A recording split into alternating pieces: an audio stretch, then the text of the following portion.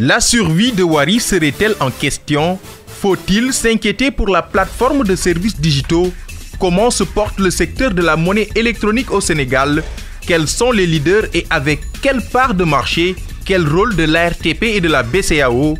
Pour en parler ce dimanche, Oumar Diallo, ancien directeur pays de Wari en Côte d'Ivoire et grand connaisseur de la monnaie électronique, membre fondateur de Sen Startup, il commentera également l'actualité de l'écosystème fortement impacté par le coronavirus et les grands projets numériques du Sénégal. À suivre ce dimanche 21 juin 2020 aux alentours de 7h25 et 12h25, E-Tech, l'émission d'un monde qui change présentée par Ousmane Gueye sur e-Radio. Bonjour à tous, merci d'être fidèles au rendez-vous. E-Tech a le plaisir de recevoir ce dimanche Oumar Diallo. Bonjour. Bonjour Ousmane. Merci d'avoir accepté notre invitation. Entrepreneur du numérique, fondateur de OX ID Smart, exploitant la fintech Cash, un wallet, un calpé électronique pour faire simple qui agrège tous les opérateurs et recharge les cartes prépayées Visa. Titulaire d'un master en marketing et communication et d'une licence en web développement, vous êtes membre fondateur de Sen Startup, regroupant les startups au Sénégal et coordinateur des activités de cette association. Le monde de la monnaie électronique, c'est le vôtre, Oumar Diallo, après notamment des années en Côte d'Ivoire où vous avez été directeur pays, country manager de Wari au pays de Ouattara. Quelques précisions d'usage pour éviter toute confusion.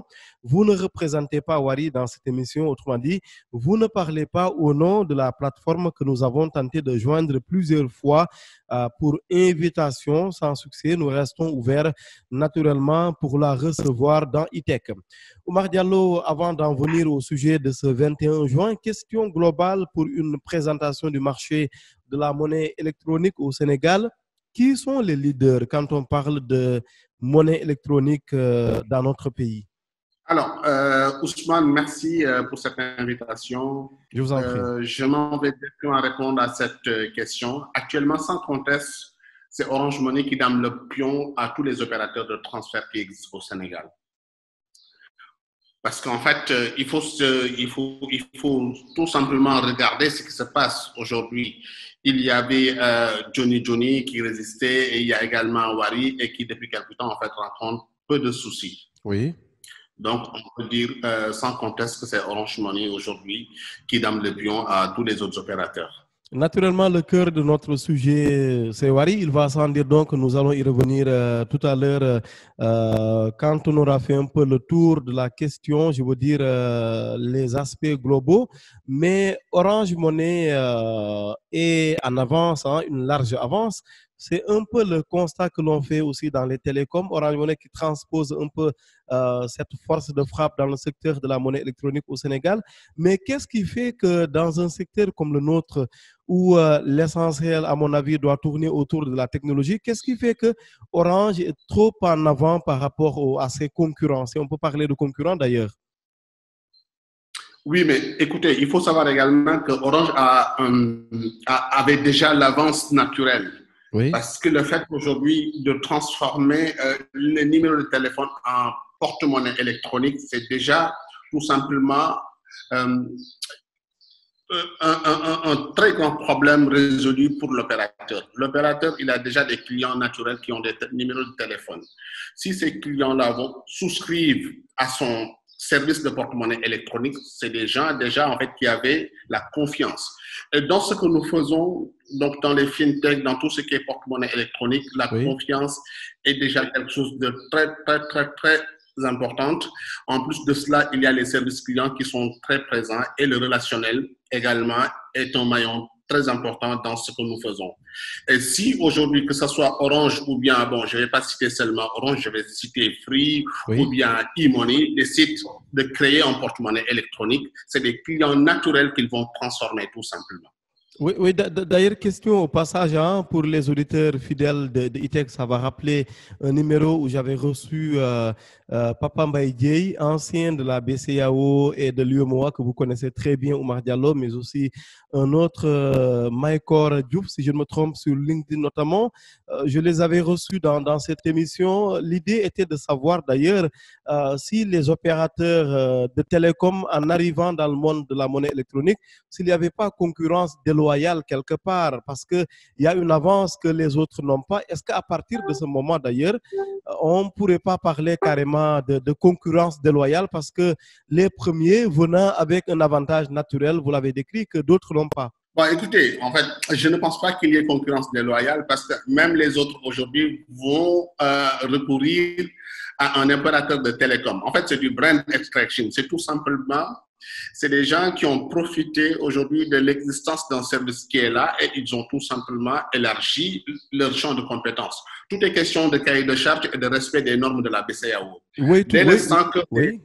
Oui, allons-y. Oui, vas-y. Oui, tout est question également d'armes inégales. On a ici en face des acteurs qui se font de la concurrence avec des armes inégales.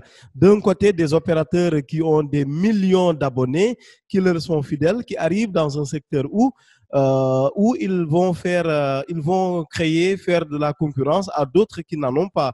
Dire que ce n'est pas déséquilibré au passage, ça me convainc très, très difficilement. Quoique je ne sois pas un spécialiste, bien sûr, du secteur. Dans ce cas, que vont dire les banques? Que vont dire les banques? Oui. Aujourd'hui, on accepte qu'il y ait des opérateurs de transfert d'argent privés. On ne doit pas également refuser aux opérateurs de télécommunications d'utiliser en fait leurs clients tout simplement pour en faire des clients de leur porte-monnaie électronique. Alors, l'Afrique aujourd'hui, pour la première fois, a une avance devant les autres continents. Pourquoi? Parce que nous transformons aujourd'hui nos faiblesses en avantages.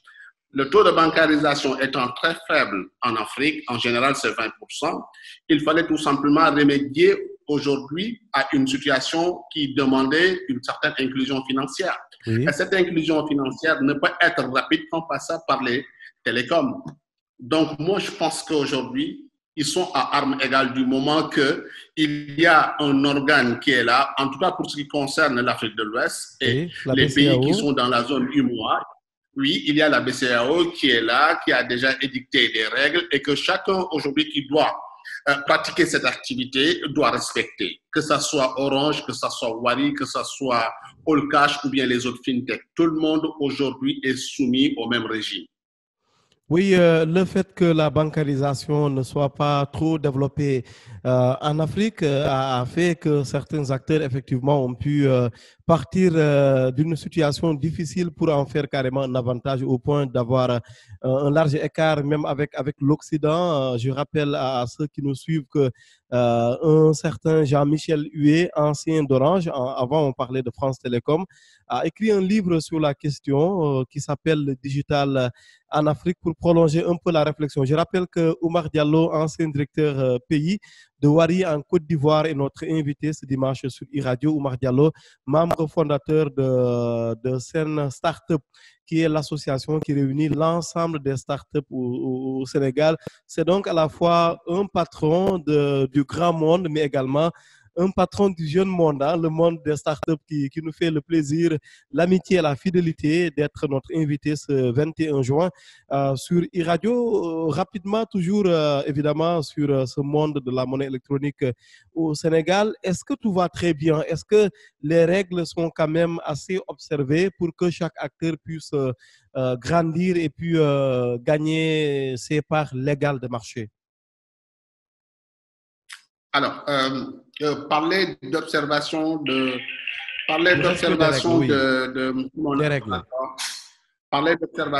règles aujourd'hui au Sénégal, ça revient tout simplement à faire une extrapolation vers les autres pays de l'UEMOA en réalité. Parce que nous sommes soumis au même régime aujourd'hui, quel que soit aujourd'hui la fintech ou bien l'opérateur de transfert d'argent qui existe. C'est une entité qui doit respecter ce que la BCEAO a édicté en ce qui concerne cette activité-là. Oui. Donc, à partir de là, je vais dire en principe, tout le monde doit suivre. Mais dans chaque pays, il y a également des réaménagements avec ce qu'on appelle le régulateur pour les télécoms. Oui. En Côte d'Ivoire, vous avez la TCI. Au Sénégal, vous avez par exemple l'ARTP. L'ARTP qui délivre certaines autorisations pour émettre. Oui. Je veux dire tout simplement aujourd'hui, je fais allusion à tout ce qui est code ISSD. Vous savez, quand on fait de la monnaie électronique, il faut penser large. Et dans les zones rurales aujourd'hui, il y a une difficulté avec la couverture de l'Internet qui n'est pas assez conséquente. Donc, il faut obligatoirement passer par la couverture réseau, donc le GSM. Et à partir de là, on utilise ce qu'on appelle le code ISSD, c'est-à-dire les numéros courts. Et ces numéros courts sont attribués par l'organe de régulation des télécoms et postes, qui est l'ARTP. Oui, et on précise pour l'auditeur que le code USSD, c'est le code entouré de part et d'autre de dièse, hein, du genre dièse 22, 22 dièse. Oui, c'est les petits codes-là qu'on utilise à partir du téléphone pour permettre à l'utilisateur d'accéder à un service derrière. Oui, ça c'est l'environnement un peu du secteur, hein, c'est l'environnement du secteur. Maintenant, est-ce que toutes les règles sont au rendez-vous? Est-ce que les règles sont assez respectées? Pour en revenir à ma question tout à l'heure, pour que chaque acteur puisse grandir normalement et avoir les parts de marché qu'il doit avoir. On peut aller plus loin. Actuellement, il y a des règles qui sont là, mais on va dire que c'est des règles qui ne suivent pas la mouvance. C'est comme si en fait les acteurs étaient plus rapides que la BCEAO. Il y a tellement de lourdeur, de telle sorte qu'aujourd'hui, des fois, vous êtes obligé de faire des choses qui ne sont pas encore prévues par la BCEAO. Oui. Je m'explique. Oui. Vous allez voir un agrégateur, une petite start-up permettre à quelqu'un qui a reçu un transfert Wari de pouvoir retirer avec Orange Money.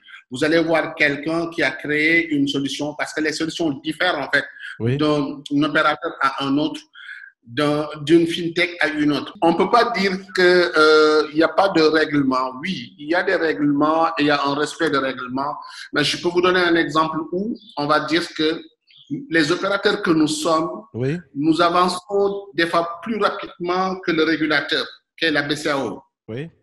Certes, la BCEAO a autorisé une certaine interopérabilité avec les cartes Jimmy-Moa, avec les banques, mais aujourd'hui, vous allez retrouver quelqu'un qui a une fintech qui fait de la délégation de collecte qui permet à tout le monde, à partir de n'importe quelle plateforme, de verser vers un compte en banque. Vous allez voir quelqu'un qui va permettre à une structure qui envoie de l'argent à partir de Orange Money et que l'autre structure puisse retirer à partir de Free Money ou bien à partir de la plateforme de la Poste ou bien à partir de la plateforme de BG Digit ou bien à partir de la plateforme de InTouch. Alors, ça, c'est la technologie. C'est un peu une façon de penser des concepteurs de toutes ces fintechs-là qui ont inculqué une certaine célérité à leurs développeurs et à leurs monéticiens de telle sorte qu'ils comblent un gap qui existe. Moi, je pense qu'aujourd'hui, il y a lieu de faire des assises, de rencontrer les décisionnaires de la BCEAO pour qu'on échange ensemble sur le comment et le pourquoi qu'on doit rendre obligatoire l'interopérabilité. Oui. Je vous donne un exemple. Vous n'allez pas voir des petites structures, de petites startups disparaître lorsque vous permettez à ces startups-là de faire des retraits d'argent à partir d'un envoi de Orange Money. Donc, tout ce qui est envoi par code de Orange Money, si on peut le retirer à partir de ma plateforme, ça va permettre tout simplement à ma plateforme d'avoir du trafic et d'avoir également des commissions. Donc, ça va pérenniser même mon activité. Mais lorsque vous laissez tout simplement un code Orange être retiré uniquement auprès d'un autre opérateur Orange, vous êtes en train tout simplement de freiner le développement de cette activité-là. Et puis de favoriser ce qu'on peut appeler dans le jargon des télécoms d'ailleurs l'effet club, le fait que les clients, le fait qu'ils ne bougent pas par exemple d'un opérateur vers un autre. Très bien, comme on en fait avec aujourd'hui, la portabilité, le fait de voyager avec son numéro partout. On peut, par analogie également, permettre à tout un chacun de retirer un code vers n'importe quel opérateur. C'est pas compliqué. Derrière, il y a les techniciens qui peuvent le faire. C'est juste un gateway payment qu'on met en place et le problème de compense est réglé. Alors là, je vais être un peu technique, mais je vais m'expliquer. Vous savez, aujourd'hui, toutes les personnes que vous voyez en train de faire du paiement, venez, on paye par Orange Money, on paye par Wari, on paye par Free Money, on paye par e-money, on paye par DigiCash. Tout ça, c'est des personnes qui derrière ont une technologie. Et cette technologie obéit à un schéma comptable. Et ce schéma comptable fait en sorte que quiconque a la répartition de ce qu'on te doit on daily basis. Et c'est automatique. Il n'y a plus lieu d'attendre 48 heures, 72 heures pour faire une compense et voir l'argent sur son compte. C'est automatique. Pourquoi c'est automatique? C'est parce qu'en fait, nos développeurs, nos monéticiens ont pu conceptualiser ça. Et aujourd'hui, je peux vous le jurer, vous n'avez pas besoin d'aller en Inde, au Pakistan ou bien au Maroc pour prendre des développeurs. On a de très, très bons développeurs au Sénégal. Et si vous avez un tant soit peu de connaissances et avec une petite expertise, vous avez la possibilité de leur faire ce que vous voulez faire. Oui, mais est-ce qu'en même temps, notre régulateur bancaire n'est pas très largué, hein, vous l'avez dit en partie. Est-ce qu'il n'est pas très largué? Et la question surtout, c'est est-ce qu'il veut bien s'adapter? Parce que là, je partage pour ceux qui nous regardent en ligne, je partage, disons, un communiqué, en tout cas un texte de la BCEAO sur le projet d'interopérabilité des services financiers numériques dans l'UEMOA avec un atelier de lancement des travaux des groupes thématiques. Ça devait se passer entre le 14 et le 19 ou le 18 janvier 2019. Ça fait quand même des mois, c'était au siège de la BCEAO à Dakar. Ça fait un an, 6 mois. Ça fait 1 an, 6 mois, des structures comme ça que vous appelez, qui ne vous répondent même pas par téléphone ou qui ne viennent même pas parler dans vos émissions. Est-ce qu'elles ne sont pas trop enfermées dans leur tour d'ivoire pendant que le monde se passe? Alors, je fais partie des personnes qui vont te dire oui. Je te répondrai oui, mais comme j'ai l'habitude de le dire, j'ai récemment rencontré un agent de la BCEAO où je parlais de paiement et que je lui disais qu'il faut vraiment régler cette question d'interopérabilité. Alors, ce qui en ressort, c'est qu'aujourd'hui, il y a en fait une façon de penser qui est orientée banque. Et cette façon de penser qui est orientée banque rend les choses un peu procédurières et très rigides. Alors que 90% des personnes qui s'activent dans les fintechs sont des startups. Et il est connu que les startups sont beaucoup plus flexibles et c'est des startups qui sont très rapides. Il faudrait que la BCEAO intègre ces acteurs, essaie de comprendre en fait ce qu'ils sont en train de faire. Sinon, ils seront largués comme tu dis. Et ils le sont déjà. Oui, mais globalement, est-ce que c'est seulement la BCEAO? Est-ce que globalement, ce n'est pas souvent les systèmes qui tardent à s'adapter en Afrique, où vous avez par exemple beaucoup de structures, notamment l'État, qui tardent à se digitaliser. Cette semaine, il y a eu un webinaire organisé par les acteurs du secteur sur l'impact économique de la COVID-19 sur les entreprises de la tech dans notre pays. Il ressort de cela qu'il faut digitaliser l'État. Est-ce que globalement, ce ne sont pas nos États qui sont un peu en retard, nos États en Afrique francophone, tandis que l'Afrique anglophone, encore l'Afrique qui parle anglais, elle avance, hein. Je partage aussi cet article de Financial Afrique sur le Ghana qui annonçait déjà l'interopérabilité de ces systèmes d'argent mobile. C'était en mai 2018, plus de 2 ans aujourd'hui. Ousmane, je te recommande un article qu'un de mes collègues de Sen Startup a écrit. Je vais te partager le lien en bas, Youssou Ndiaye, qui te parle un peu. Qui te parle un peu des Youssou Ndiaye que nous avons déjà reçu dans ITech sur les algorithmes. Il suffit en fait, Ousmane, aujourd'hui de lire cet article pour comprendre en fait tous nos problèmes. Et je pense qu'il y a une œuvre de collaboration que nous devons faire aujourd'hui. Il faut que, comme tu dis, il faut qu'on s'asseye et qu'on parle pour aller très vite. On fait beaucoup de webinaires, mais après, Ousmane, qu'est-ce qui s'ensuit? Est-ce que ces recommandations-là sont appliquées? Non, Ousmane. C'est des recommandations qui ne sont pas appliquées. Donc, nous, aujourd'hui, à Sen Startup, nous avons décidé de passer par ceux qui sont dans l'économie réelle, c'est-à-dire l'informel. Nous sommes en train de faire en sorte que l'informel soit digitalisé. Et lorsque c'est les principaux concernés qui sont dans le digital, ça pousse l'État également à les suivre. Bon, c'est une parenthèse. Je vais fermer cette parenthèse-là pour en revenir à ce qui nous concerne aujourd'hui, c'est-à-dire la monnaie électronique, les plateformes, les fintechs en général. Effectivement, les anglophones sont plus rapides, mais les pays que tu cites là, c'est des pays qui ne sont pas dans des organisations telles que la BCEAO. Oui. Aujourd'hui, le Ghana a sa propre banque centrale, il ne faut pas l'oublier. Donc, il y a une certaine souveraineté monétaire, il n'y a pas de lourdeur administrative. On n'attend pas un conseil d'administration qui est à peu près réparti dans 8 pays, que ce conseil se réunisse et après qu'il y ait des études, ensuite qu'il y ait un groupe qu'on nomme pour faire des enquêtes avant de prendre la décision. Non. Au Nigeria, tu es là, une fintech peut tout de suite te permettre d'aller jusqu'à 1,5 million de transfert. Alors que dans la zone UMOA, une carte aujourd'hui ne peut pas faire plus de 3 millions. Vous voyez, il y a un plafonnement. Juste pour te montrer un peu comment nous sommes aujourd'hui encadrés, comment nous sommes dans des carcans.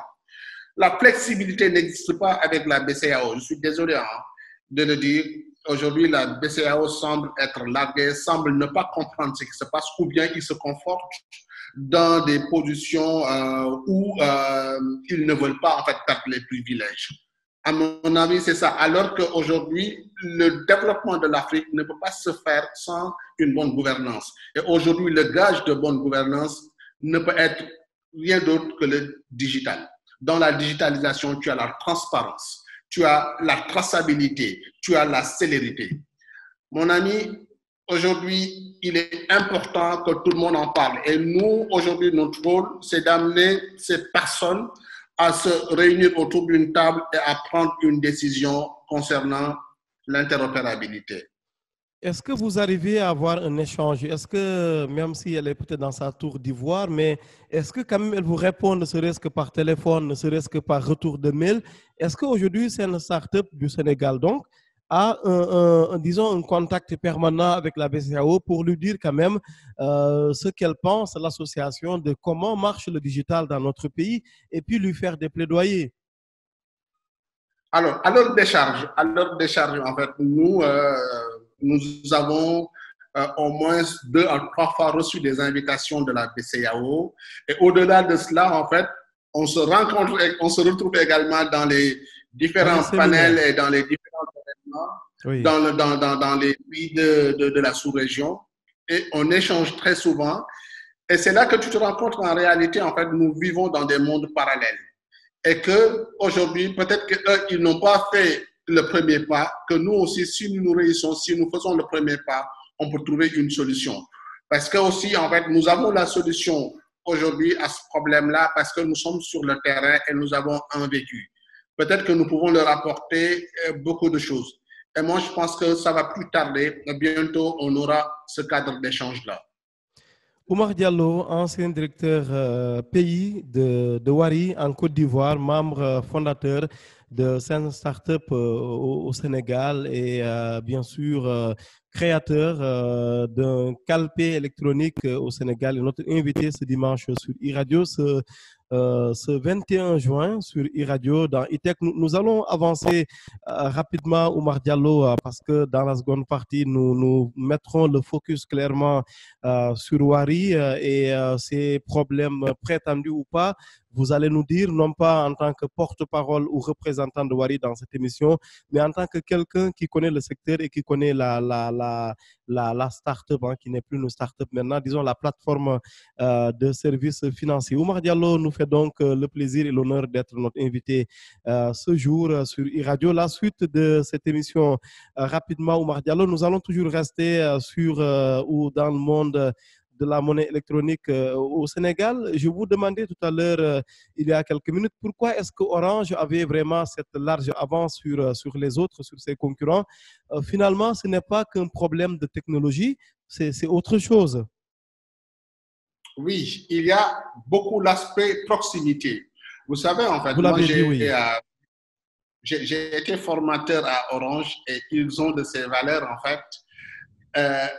C'est des valeurs qu'ils mettent en pratique. Mais quand une entreprise a une valeur, il faut qu'on se le dise. On doit travailler, en fait, en Afrique. On doit beaucoup investir sur le personnel. Quand quelqu'un a une valeur qui s'appelle proximité, ou bien quand quelqu'un développe aujourd'hui des chartes telles que la client attitude, tu te dis, en fait, c'est des personnes vraiment qui sont clients orientées. Donc, la gestion de la relation client est super bien. Aujourd'hui, le digital assisté de Orange, tout le monde, en fait, le connaît avec leur fameux Ibu.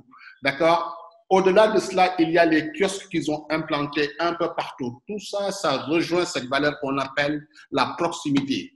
Cette proximité n'est pas seulement en théorie. Tu as ton téléphone, tu as de l'argent, tu veux retirer le point le plus proche, il n'est pas à plus de 100 mètres. Et dans ce que nous faisons, la disponibilité du service est super importante. Si je sais que lorsque je mets tout de suite 20 000 sur mon porte-monnaie électronique, en cas de besoin, je peux aller dans n'importe quelle station et recharger, mettre du carburant ou bien acheter des choses, voire même faire du cash out, c'est-à-dire retirer de l'argent, je vais forcément privilégier cet opérateur-là qu'un opérateur où, lorsque je voudrais retirer mon argent, ça va être la croix et la bannière. Donc, c'est la proximité. On va travailler sur un réseau de distribution.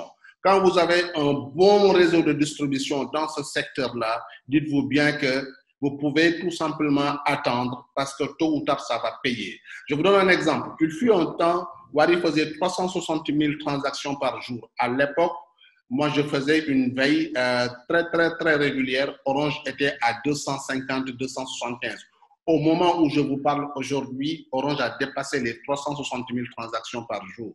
Est-ce que Wari même peut aujourd'hui faire les 100 000 transactions par jour? Donc, la proximité, la disponibilité du service est quelque chose de très important dans ce que nous faisons.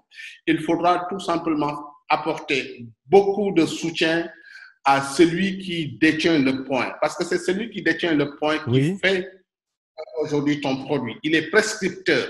Et à partir de ce moment, s'il n'est pas content de toi, il ne fera pas. Il faut savoir que tous ceux qui font Orange Money, ils le font en prépayé. Orange ne donne son argent à personne. Là également, il faut qu'on explique. C'est quelqu'un qui prend son argent, qui verse l'argent liquide sur un compte ou bien en chèque, et cet argent-là est transformé en monnaie électronique, en système UV. Donc, tu ne peux pas envoyer plus que ce que tu as sur ton compte. Il y a donc ce qu'on appelle le système des dépôts. Et lorsque le point n'accepte pas de faire des dépôts pour ta marque, dans ce cas, tu n'es plus viable. Les personnes ne vont plus, même s'il y a énormément de clients, mais les points de retrait n'ont pas versé de l'argent pour faire ton activité. Et ça, c'est un handicap. Oui, on y reviendra longuement dans la seconde partie. Mais un mot encore sur OM, non pas l'Olympique de Marseille, mais Orange Money. Moi, je relevais un point qui peut-être devrait jouer en défaveur un peu de Orange Money, mais apparemment, on n'en parle pas beaucoup. Est-ce que l'envoi sur Orange Money est assez sécurisé? Parce qu'on ne vous demande pas, par exemple, une pièce d'état civil, on ne vous demande pas, par exemple, un passeport ou une carte nationale d'identité. Et au moment de l'envoi, vous pouvez vous tromper sur le 6 de Oumar Diallo en mettant un 7 ou un 8. Est-ce que cela ne devrait pas peut-être être pris en compte, être même corrigé, être sécurisé par l'opérateur historique? Non, Ousmane, en fait, sur ce point-là, moi, je dirais qu'il est même plus sûr, en fait, aujourd'hui, de faire des envois de mobile money que de faire des envois classiques en allant, en fait, donner sa pièce d'identité et tout. Pourquoi? Parce qu'en amont, ils ont déjà réglé cette question-là. Quelle question? Quelle question?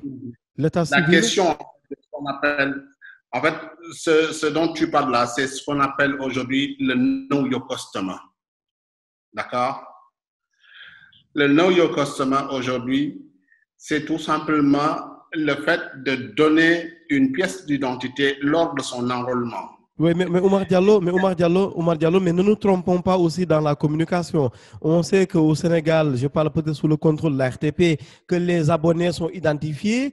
N'empêche, chaque jour, vous avez peut-être vent de bandits du mobile qui détournent de l'argent et ces gens-là parfois disparaissent dans la nature. Vous pouvez également vous tromper sur un envoi. Au lieu d'envoyer Oumar Diallo, j'envoie mon argent peut-être à un Demba Diallo, Oumar Diop, mais à partir de ce moment, moi, qu'est-ce que je peux faire dans l'instant, immédiatement, pour récupérer mon argent? Je ne peux rien faire à part compter sur la bonne foi de l'autre ou peut-être compter sur Orange Money. Est-ce que vous avez une autre réponse? Oui, j'ai une autre réponse. C'est ce que je suis en train d'expliquer, en fait. Il Oui. faut me laisser aller au bout de mon explication. Vous savez, en fait, la différence entre les mobile money, que ce soit Orange Money, e-money ou bien Free Money, avec les opérateurs de transfert classiques, c'est qu'en fait, il y a déjà une double identification. Oui. Aujourd'hui, même si vous achetez une carte SIM et que vous n'avez pas ouvert un compte de porte-monnaie électronique, vous êtes déjà identifié. Nous sommes d'accord. Mais il se pourrait que vous l'ayez fait avec la pièce d'identité d'une autre personne. Le jour où vous voulez ouvrir un compte de porte-monnaie électronique, vous devez obligatoirement revenir avec la même pièce d'identité ou bien changer ou bien demander une réquisition à la police. En fait, je parle de ce que je connais. J'ai été formateur de Orange pendant plus de 6 ans. Je parle très bien, en fait, je sais très bien de quoi je parle. Quand je vous dis, il faut obligatoirement vous enrôler, vous devez vous enrôler. Et sur ma question pratique de tout à l'heure, on se trompe au moment d'un envoi. L'argent part sur le compte d'autrui, atterrit sur le téléphone d'autrui. Alors, on fait quoi? Quelques secondes, s'il vous plaît, avant d'aller à la pause. Je vous dis, en fait, on peut se tromper, que ce soit avec Western Union, que ce soit avec un autre sur des noms, que ce soit avec Orange Money ou bien avec e-money. Oui. On peut toujours... Ça, c'est humain. Mais après, on fait quoi? il faut savoir que la marge... Oui, il faut savoir que la marge, elle est trop petite. Et maintenant, en ce qui concerne les fraudes, souvent les fraudes également, il faudrait que les clients finaux soient beaucoup plus avertis. On ne peut pas t'appeler et te dire qu'en fait, il faut faire tel code parce que tu as gagné tel et que tu valides. Il faut qu'on soit encore beaucoup plus attentif et beaucoup plus éveillé. Mais aujourd'hui, personne n'a la possibilité de prendre ton téléphone s'il ne connaît pas en même temps ton mot de passe et faire des envois, ni à distance, ni en présentiel. Ça aussi, il faut le souligner. Et pourtant, ce n'est pas le cas pour les autres opérateurs où, avec un TeamViewer installé à partir de ton ordinateur, je peux prendre la main sur ton compte et puis faire ce que je veux à partir de là. Moi, je pense qu'en fait, c'est beaucoup plus sécurisant aujourd'hui avec les wallets parce que 90% des wallets aujourd'hui au Sénégal te demandent un code OTP. Le code OTP, c'est tout simplement un code que tu as tout de suite pour une opération bien déterminée. Après ce code-là, il n'est plus valable. Mais c'est un code qui te permet de valider l'opération et que tu ne reçois que par SMS. Notre invité de ce dimanche est issu du monde de la monnaie électronique au Sénégal et ailleurs pour avoir représenté notamment Wari en Côte d'Ivoire. Oumar Diallo est notre invité ce 21 juin sur e-Radio dans e-Tech. Nous marquons une pause d'à peu près 25 minutes et nous nous retrouvons juste après. Restez avec nous sur e-Radio pour suivre avec nous les dernières actualités de ce dimanche. À tout à l'heure. E-Tech, Ousmane Gueye sur e-Radio.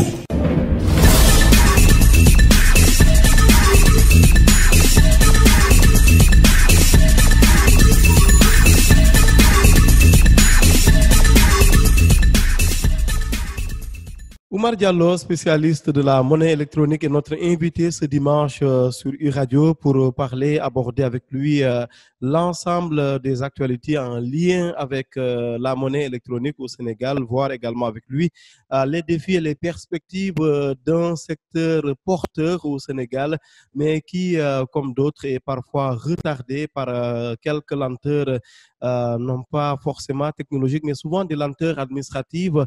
Est-ce bien argumenté ou pas? C'est à lui de nous dire, pour avoir notamment représenté Wari en Côte d'Ivoire. Oumar Diallo, comme promis, nous allons démarrer cette seconde partie par la plateforme Wari. Dernièrement, parce qu'il y a eu également un débat sur la viabilité de Wari ou pas, un débat qui a engagé même la survie clairement de Wari. La plateforme a sorti un communiqué pour dire qu'elle est victime d'un dénigrement qui ne dit pas son nom. Alors, vous en pensez quoi? Les problèmes dont on parle au sujet de Wari, ils sont avérés ou pas, vous, le spécialiste de la monnaie électronique? Alors, je suis en même temps détenteur d'un point Wari, oui. D'accord, et j'ai également beaucoup d'amis qui utilisent ce service. À un certain moment, donc, nous tous, on était sous la bannière de la préférence nationale et nous le sommes toujours. Et nous ne souhaitons à aucune entreprise sénégalaise de subir ce que Wari est en train de subir en termes de revers. Il faut se le dire, il ne faut pas se le cacher. Aujourd'hui, nous sommes passés de Wari Mako à Boulmoko Wari. Aujourd'hui, un ami vient de me dire tout de suite qu'il a fait 12 points Wari pour faire un envoi, il n'y a personne qui a accepté. Et c'est quoi le problème? Est-ce que cela, ça relève du dénigrement, comme dit Wari, qui parle d'une véritable campagne de dénigrement, ou ce sont plutôt des remontées de terrain qui sont avérées? Qu'est-ce qu'il en est aujourd'hui de ces prétendus problèmes liés à Wari? Bon, je ne pense pas qu'il soit une campagne de dénigrement. Vous savez, en fait, dans ce que nous sommes en train de faire, il faut impérativement de la confiance. Oui. Et je pense que c'est cette confiance-là qui n'est plus là, malheureusement. Parce que le client, lui, ce qu'il veut, il ne sait pas en fait si ta plateforme est solide ou pas. Ça, c'est vraiment quelque chose qui vient en second. Lui, ce dont il a besoin, c'est la célérité de ses opérations. Également, tout simplement, le résultat. Il y a une certaine obligation de résultat. Je viens, je dépose mon argent. Est-ce que maman qui est à Kungel a reçu l'argent tout de suite? C'est ça, en fait, le problème. Maintenant, lorsqu'il n'y a pas de point où on peut faire le retrait de cet argent-là, vous le faites une fois, deux fois, le propriétaire du point lui-même, il devient le prescripteur. Si le client vient pour faire Wari, il va lui dire, ne fais pas Wari, fais autre chose parce qu'il y aura des soucis pour faire le retrait. Et ça, nous aussi, nous l'avons vécu lorsque moi j'étais à Wari, où Wari était à son apogée vraiment. En fait, tout le monde préférait faire Wari. À un certain moment, je ne sais pas à quel moment cette chaîne-là s'est brisée, mais il n'y a plus de confiance. Les gens ne déposent plus leur argent. Je cite toujours le communiqué de Wari qui dit que ces problèmes ne sont pas dus à des questions financières, mais uniquement à des contradictions commerciales entre certaines banques partenaires, puisque ces dernières ont des exigences inacceptables, sans compter d'autres contraintes administratives injustifiées qui en rajoutent au sujet. Je simplifie un peu. Bien sûr, je demande le regard de l'observateur et du connaisseur du monde de la monnaie électronique au Sénégal. C'est quoi le problème rapidement? Vous nous parlez peut-être de problèmes techniques, mais globalement, le problème Wari, s'il en existe, c'est quoi aujourd'hui? Alors, Ousmane, il faut d'abord comprendre en fait le modèle économique. Il y a deux modèles économiques avec les opérateurs de transfert classiques. Vous me permettez de ne pas trop aujourd'hui en fait baser mon argumentaire sur Wari seulement. Laissez-moi la possibilité de vous parler des transferts en général. Oui. En Afrique de l'Ouest, en tout cas, il faut obligatoirement avoir une licence de monnaie électronique. Donc, il faut pour pouvoir émettre de la monnaie électronique, il faut avoir une licence avec la BCEAO. Si on n'a pas cette licence-là, on doit obligatoirement s'adosser à une banque. Donc, c'est comme si la banque cautionnait. Oui. Donc, était la garante, c'est quoi? La garante en quelque sorte, ou le garant? C'est la garantie. D'accord? Ça, c'est le premier modèle économique. Oui. Et à partir de ce moment-là, quelle que soit la transaction effectuée, la banque gagne. C'est autour de 14,5% et 15% que la banque gagne sur chaque commission, même si la banque ne fait pas le job.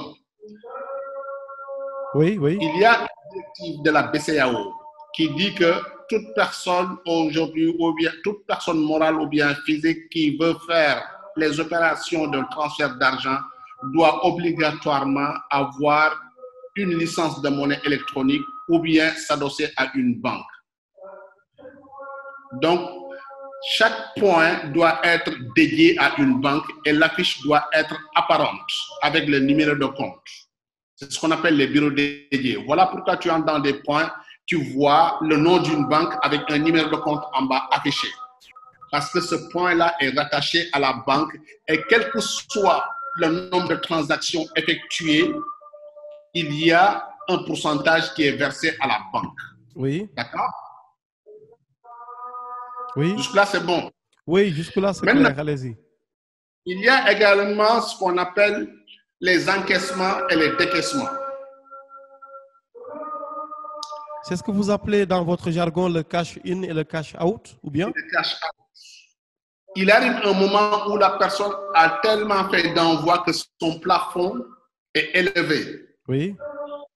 Pour avoir de la liquidité, il faut que la personne fasse une demande d'IBAN pour aller dans n'importe quelle banque partenaire et retirer l'argent. Parce que les gens travaillent avec leur argent. Si l'argent doit rester bloqué, ils ne pourront plus faire de décaissement.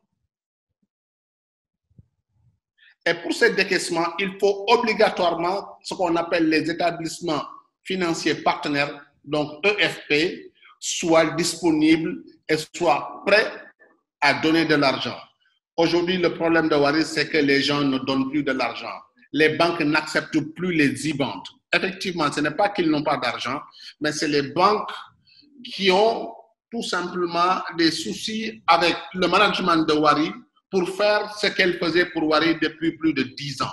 Maintenant, maintenant, un opérateur confronté à une telle situation, il doit s'ajuster comment ou bien il doit laisser tomber? Ça doit se passer comment pour vous qui avez géré de tels services et qui peut-être parfois avez été confronté à une telle situation, peut-être?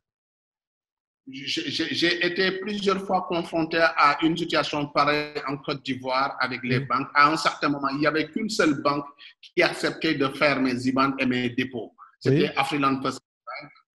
Maintenant, comment on arrive à gérer ça? Moi, je l'ai dit et je le redis, c'est le relationnel. Tout finit par être réglé si on accepte de faire des concessions. Il faut avoir l'art de la négociation. Il faut aller s'asseoir avec ses partenaires historiques et voir aujourd'hui comment faire pour que cette solution soit réglée. Parce que ce n'est de l'intérêt de personne qu'une structure comme Wari, quand même, quoi qu'on dise, c'est les pionniers, ils ont fait beaucoup pour ce pays. Ce n'est de l'intérêt de personne de laisser en fait cette belle marque mourir de sa belle mort. Ce n'est pas évident. Et il y a de très bonnes personnes qui travaillent là-bas et c'est des Sénégalais, c'est des Africains. Donc, moi, je pense qu'en fait, le management de Wari doit revoir ses établissements financiers partenaires et discuter. Les banques également peuvent dire que c'est vrai à un certain moment aussi. Vous venez, il y a beaucoup d'argent qui transite ici. L'argent ne fait même pas 48 heures et vous virez tous au niveau de Siap Togo. Les banques peuvent se dire que oui, tout l'argent que nous gardons pour vous, nous ne gagnons pas non seulement, et également vous ne laissez pas l'argent avec nous, vous laissez l'argent partir ailleurs. Vous voyez un peu? Oui. Moi, je trouve en fait, il faudra tout simplement que chacun aujourd'hui essaye de lâcher un peu pour trouver une solution. Et il est urgent de le faire. Si vous avez suivi e-tech de dimanche dernier, le professeur des universités Abdoulaye Cissé, que vous connaissez peut-être, posait en même temps un débat. Il demandait et se demandait si le disrupteur Wari n'était pas disrupté à son tour. Vous en dites quoi? Oui, le modèle, moi je pense que le modèle également est un peu vieillot, hein. Il faut se le dire. Et c'est quoi le modèle? On va faire un peu dans le pédagogique ou dans la pédagogie pour nos auditeurs qui ne sont pas forcément des spécialistes comme vous.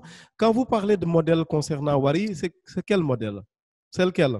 Oui, tout à l'heure, je vous ai déjà parlé en fait du premier modèle avec les banques, où les banques gagnent environ 14,4% et 15% pour chaque point qui est adossé à une banque. D'accord? Ça, c'est parce que la banque ne fait rien, mais que la banque a accepté de donner sa licence, a accepté d'être partenaire de Wari.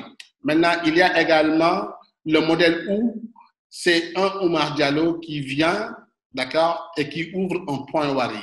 S'il ouvre un point Wari, il a des commissions sur chaque envoi et sur chaque retrait. Mais il faudrait également que les gens se déplacent de leur maison pour aller vers le point pour faire les transferts. D'accord? À un certain moment, c'est un peu lassant. Les gens préfèrent la proximité, préfèrent prendre leur téléphone.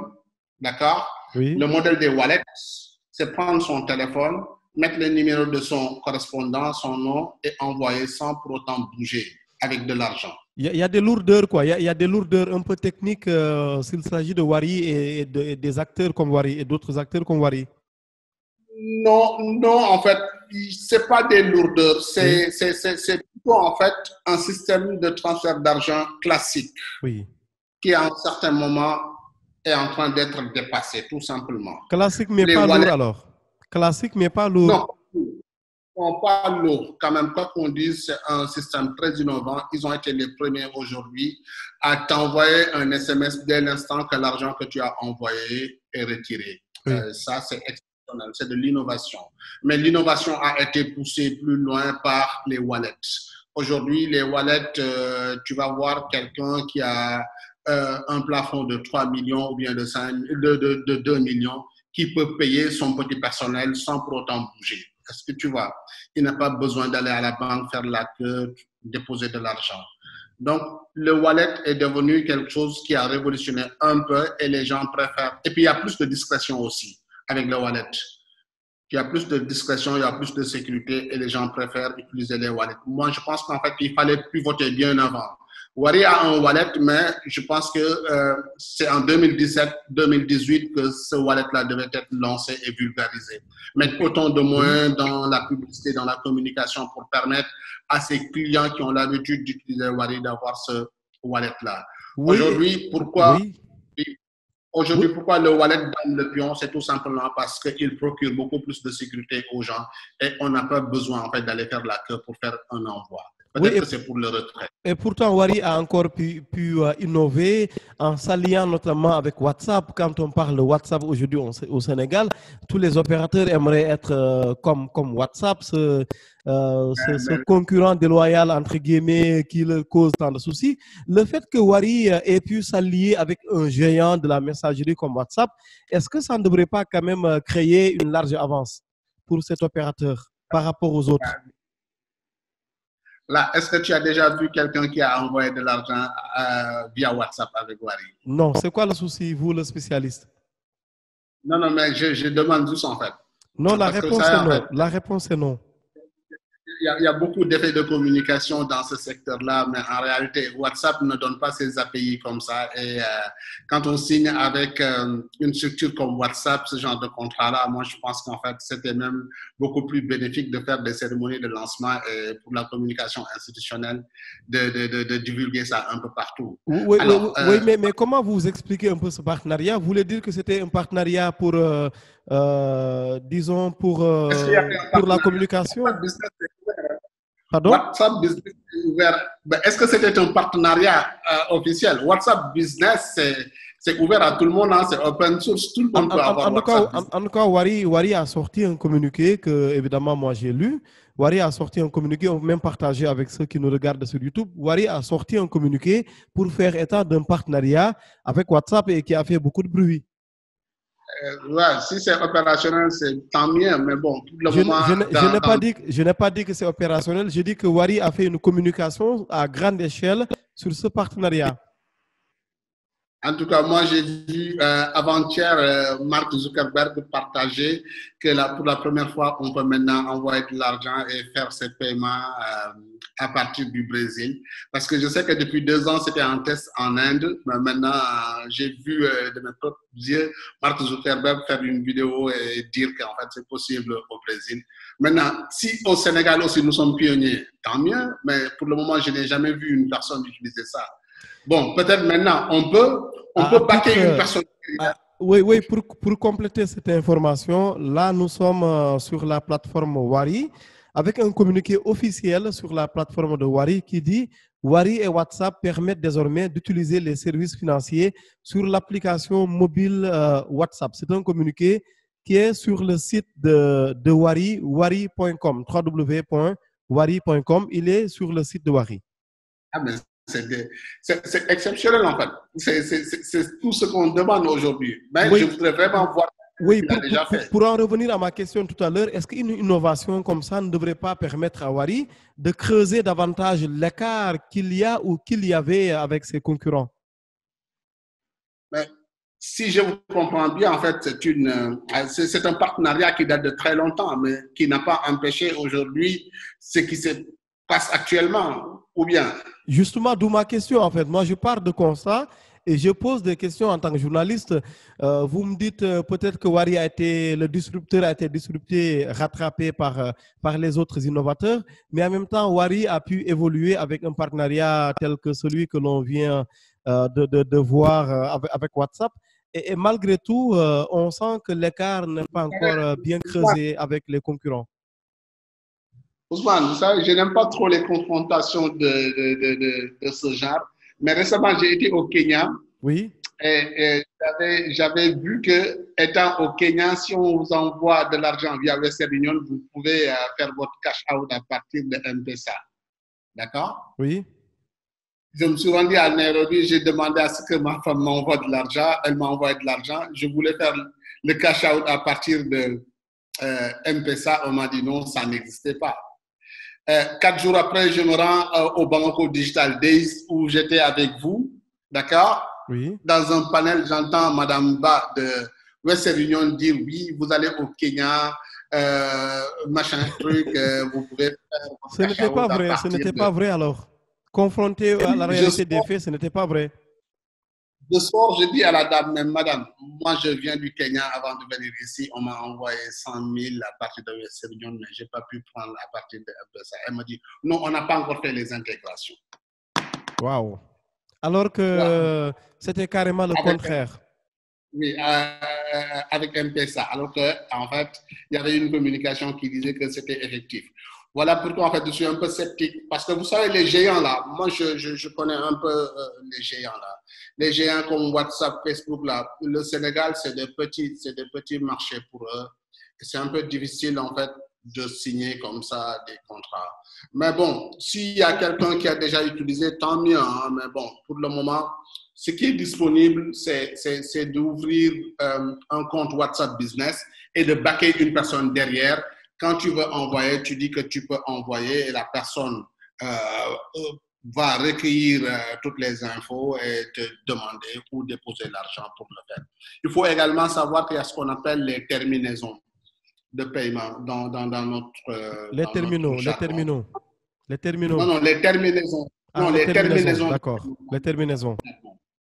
Oui, c'est quand, par exemple, quelqu'un qui est sur MTN, qui envoie de l'argent vers le Sénégal où il n'y a pas de MTN, oui. D'accord, on puisse prendre ça à partir de Wari. Il y a des partenariats. Des partenaires. En fait. Oui. C'est des partenariats, c'est ce qu'on appelle les terminaisons de paiement. Bon, j'en ai signé avec, en tout cas, j'avais négocié beaucoup de contrats comme ça. J'ai des partenaires upstream que j'ai rencontrés d'ailleurs sur LinkedIn et qui sont devenus des clients de Wari après. Le regroupement des Sénégalais au Canada, en fait, utilise très souvent ce canal-là pour envoyer de l'argent vers les pays, pour permettre tout simplement à leur famille d'avoir un peu d'argent. Donc ça, c'est des terminaisons.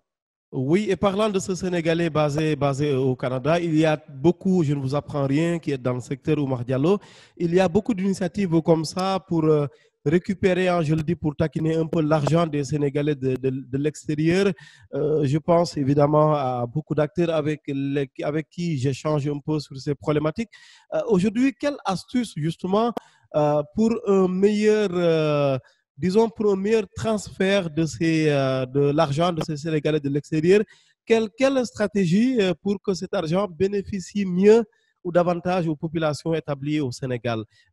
Question pour quelques secondes avant de passer un peu à l'autre partie de cette interview, de cette émission. Travailler avec des structures comme la Poste. Vous ne pouvez pas aller dans un endroit au Sénégal où vous n'avez pas de poste.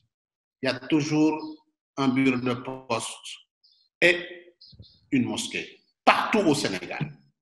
En plus de cela, travailler avec les petites fintechs qui sont beaucoup plus flexibles pour que ces petites fintechs-là fassent les terminaisons. Il faudrait que les Sénégalais de l'autre côté sachent qu'en fait, il y a tellement aujourd'hui à faire ici en ayant des partenariats. Donc, moi, je pense qu'il faut utiliser ce créneau-là. Ce créneau-là, c'est tout simplement ce qu'on appelle les partenaires upstream, donc les partenaires de l'autre côté qui ont la possibilité aujourd'hui de faire vivre d'autres startups ici au Sénégal. Il faut signer énormément de contrats. Entrepreneur du numérique, fondateur de OWEX ID Smart, exploitant la fintech Eulcash, qui est un calpé électronique agrégeant tous les opérateurs avec des recharges de cartes prépayées Visa. Oumar Diallo est notre invité ce dimanche sur iRadio. Il nous reste quelques minutes, Oumar Diallo. Nous ne pouvons pas, bien sûr, vous recevoir sans évoquer la problématique des startups au Sénégal. Dernièrement, l'actualité a été très bonne pour vous parce que le Sénégal a adopté la loi Startup Act. Aujourd'hui, cette loi qui est devenue réelle, hein, une vraie loi parce qu'elle a été adoptée, alors même si on attend les décrets d'application, elle va changer quoi pour un entrepreneur comme vous qui a été ailleurs et qui est revenu investir à et à partir de Dakar? Merci pour cette perche-là. C'est une loi qui aujourd'hui arrive à son heure parce que l'entrepreneuriat est devenu aujourd'hui le salut pour toute politique d'emploi au Sénégal. Il faut oser le dire. Et mettre en place aujourd'hui une certaine réglementation qui va accorder des faveurs à ces gens qui ont choisi d'aller travailler pour eux-mêmes et de recruter en même temps d'autres jeunes Sénégalais, je crois que c'est une bonne chose. Il ne faut pas également tout simplement dire c'est une bonne chose et rester. Il faut pousser aujourd'hui. On ne doit pas s'arrêter là. Il faut pousser aujourd'hui l'administration sénégalaise à mieux comprendre aujourd'hui ce qu'elle a. Qu'est-ce qu'elle a? Elle a tout simplement un vivier de techniciens, un vivier de travailleurs à côté et qui pourront tout simplement servir de relais. Moi, j'allais même plus proposer qu'aujourd'hui, qu'il y ait un partenariat public-privé entre donc ces structures étatiques et les structures privées que nous sommes. En réalité, nous ne sommes même pas privés. Nous sommes des fruits de l'école sénégalaise. Nous sommes en fait des enfants de ce pays-là et patriotiquement, nous avons tout simplement le devoir d'apporter nos efforts à la construction de cet État-là. Bon, maintenant, la digitalisation ainsi que tout ce qui est entrepreneuriat en général, c'est comme si pendant très longtemps, il n'y avait pas de support. La DER est venue, la DPM est là, mais il faut se dire une chose. Comment la DER aujourd'hui nous a aidé à avoir accès à beaucoup de choses, on ne le pensait pas. Même cette loi-là, c'est la DER également qui est derrière et qui nous a beaucoup encouragés, même si nous, on avait la volonté, mais on n'avait pas la possibilité d'accéder directement au président de la République. Voilà pourquoi, en fait, moi, je dis, c'est une très bonne chose et j'encourage beaucoup. Si Macky Sall, aujourd'hui, le président de la République du Sénégal, veut vraiment, en fait, qu'il y ait beaucoup de changements dans le monde économique, il faudra qu'il associe ces startups-là, mais également qu'il donne encore beaucoup plus de moyens à des structures comme la DER ou bien qu'il décentralise et qu'il crée d'autres choses comme la DER. Vous estimez qu'on doit faire mieux pour la DER et on doit faire mieux pour les startups? Quoi, par exemple, pour la DER, vous nous l'avez dit, revoir un peu l'enveloppe. Mais pour les startups, on fait quoi? Pour les startups, c'est tout simplement l'encouragement aujourd'hui. Pourquoi pas aujourd'hui créer un système de small act business où dans la commande publique, vous pensez aux startups. Vous donnez ce que vous devez donner aux startups sénégalaises d'abord, ou bien vous fixez une obligation à toutes les multinationales qui gagnent des marchés à travailler impérativement avec des startups sénégalaises. Est-ce que de ce point de vue, on peut arriver un jour au Sénégal à avoir, à donner beaucoup plus de parts de marché aux entrepreneurs locaux sur les gros marchés de l'État, qui font que parfois l'État en appelle à des étrangers sur des questions pourtant de souveraineté numérique comme l'État civil? Merci d'avoir évoqué même la souveraineté numérique. Aujourd'hui, on a la technologie, on a les ressources humaines, on a la compétence. Je ne vois pas pourquoi des choses qui concernent aujourd'hui ces données sensibles doivent tout simplement être confiées à des étrangers. L'État, par le biais de l'ADIE, doit s'organiser de telle sorte que tout ce qui est donné, tout ce qui est technologie concernant la santé, la logistique, les fintech, nous avons en fait des clusters un peu partout et dans chaque domaine, nous avons les meilleurs. Maintenant, je ne veux pas citer de nom, mais vous avez des structures, des multinationales qui sont là, mais tous les ingénieurs ou bien tous les product owners, c'est des jeunes Sénégalais. Certains même étaient des start-upers avant d'être recrutés de l'autre côté. Et je suis sûr que si ces personnes-là bénéficiaient aujourd'hui des marchés de l'État, donc de la commande publique en général, c'est des personnes qui ne seraient pas en faillite jusqu'à aller rejoindre des multinationales. Oui, donc revoir un peu l'environnement au niveau du Sénégal, c'est ça le plaidoyer? Le plaidoyer, c'est ça, mais en tant que tel, appliquer carrément le small act business. Il faut le copier et l'appliquer carrément. Il faut aller se renseigner sur ça. L'État a des pontes, l'État a des gens super intelligents. D'accord? Il y a des gens, en fait, qui acceptent de travailler avec nous. Ça, c'est le lieu également de le souligner. On a le port autonome de Dakar qui accepte de travailler avec les startups. On a la Poste qui accepte de travailler avec les startups. Orange, quoi qu'on dise aujourd'hui, les Sénégalais sont majoritaires, 26% pour l'État du Sénégal. Le reste, c'est des employés. France Télécom n'a que 42%. Donc, Orange aussi accepte de travailler avec nous. Parce qu'en fait, il faut le dire, avant, il n'y avait que Orange. Après, il y a eu la DER. Vous comprenez? Donc, nous, en tant que start-upers, nous ne pouvons pas cracher sur tout ce que ces gens-là ont fait de bien pour nous, indépendamment de toute considération politique. Mais on revient pour dire que l'État du Sénégal aujourd'hui doit obligatoirement travailler avec nous. Nous sommes des ambassadeurs de cet État-là. Dans la sous-région, quand on vient, les gens nous adulent, les gens nous accueillent bien, on donne des conseils. Pourquoi pas chez nous?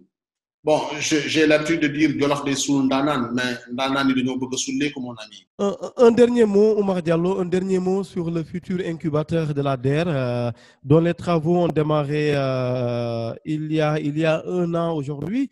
Ce futur incubateur de la DER, alors vous avez des attentes particulières en tant que start-up? Oui, mais en fait, cet incubateur aujourd'hui vient à son heure, mais il ne faut pas oublier également qu'il y avait des incubateurs ici. Donc, ça ne fait que renforcer. Nous, aujourd'hui, tout ce qui renforce l'entrepreneuriat, les startups, est le bienvenu. Parce qu'un incubateur, il ne faut pas le voir également uniquement comme un accélérateur. Il faut le voir également comme un endroit où pourront se retrouver des ambassadeurs du Sénégal, des ambassadeurs économiques du Sénégal pour échanger sur une nouvelle stratégie. Il est né une association qui s'appelle Sen Startup et cette association accepte de travailler étroitement, en étroite collaboration avec la DER. Et nous, ce que nous attendons de cet incubateur, c'est de permettre à tous les étudiants, toutes les universités, à tous les Sénégalais, que ce soit dans le secteur informel ou le secteur formel, d'avoir la possibilité de dire qu'en backup, nous avons un endroit où nous avons la possibilité de dire que nous pouvons créer notre département de recherche et développement. Parce que quoi qu'on dise, il faut produire. Tant qu'on ne produit pas, on n'est pas encore dans la voie de développement. Il faut toujours produire et pour produire, il faut avoir les endroits qui sont spécialisés dans cette production-là. Et la réflexion aujourd'hui dans zone incubateur devient primordial pour toute l'économie du Sénégal. Merci beaucoup Oumar Diallo d'avoir été l'invité de ce ITEC du 21 juin. À bientôt. Ousmane, c'est nous qui te remercions et nous te saluons. Merci pour tout ce que tu fais pour cette communauté. Et cette startup également est redevable. Merci Ousmane. Merci beaucoup Oumar Diallo. Bonne semaine à vous. Bonne semaine à l'ensemble des auditeurs de ITEC et à l'ensemble des acteurs qui nous regardent également sur Internet. Vous êtes entrepreneur du numérique. Vous êtes le fondateur de OX ID Smart, exploitant la FinTech Eulcash. Vous connaissez le monde de l'argent électronique, de la monnaie électronique au Sénégal et ailleurs, notamment pour avoir représenté Wari en Côte d'Ivoire. Encore une fois, pour le redire, ITEC est ouvert à l'intervention de Wari sur ces questions ici même dans cette émission. Merci infiniment de nous avoir suivis. Rendez-vous dimanche prochain. ITEC, une émission proposée et présentée par Ousmane Gueye sur iRadio.